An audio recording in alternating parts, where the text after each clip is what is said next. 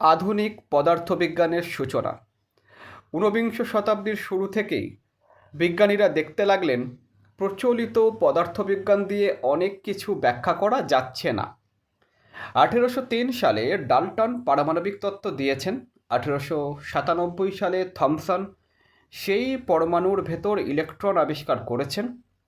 1911 সালে রাদারফোর্ড চিত্র দেখিয়েছেন পরমাণুর কেন্দ্রে। চিত্র ম্যাক্সওয়েল, রাদারফোর্ড এবং ম্যারি কুরি।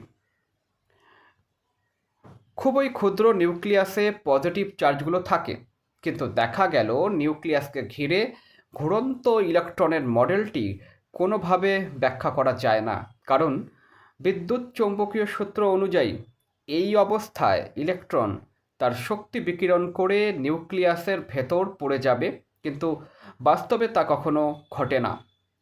1900 সালে ম্যাক্স প্ল্যাঙ্ক কোয়ান্টাম তত্ত্ব আবিষ্কার করেন, যা ব্যবহার করে কৃষ্ণ বস্তুর বিকিরণ ব্যাখ্যা করা সম্ভব হয়।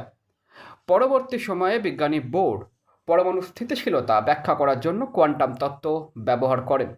বিজ্ঞানী সত্যেন্দ্রনাথ বসু 1924 সালে কোয়ান্টাম তত্ত্বের ধারণা ব্যবহার করে বিকিরণ সংক্রান্ত কোয়ান্টাম সংখ্যায়ন তত্ত্ব প্রদান করেন।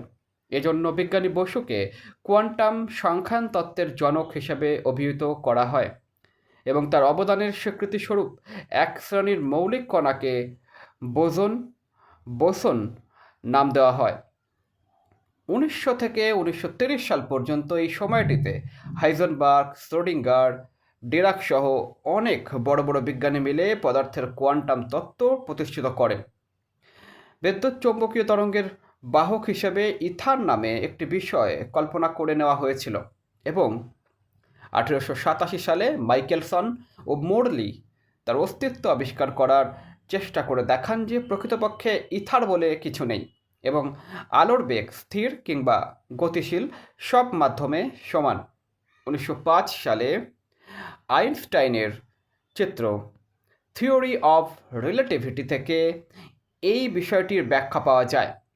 থিওরি অফ রিলেটিভিটি থেকেই সর্বকালের সবচেয়ে চমকপ্রদ সূত্র E=mc² বের হয়ে আসে, যেখানে দেখানো হয় বস্তুর ভরকে শক্তিতে রূপান্তর করা সম্ভব।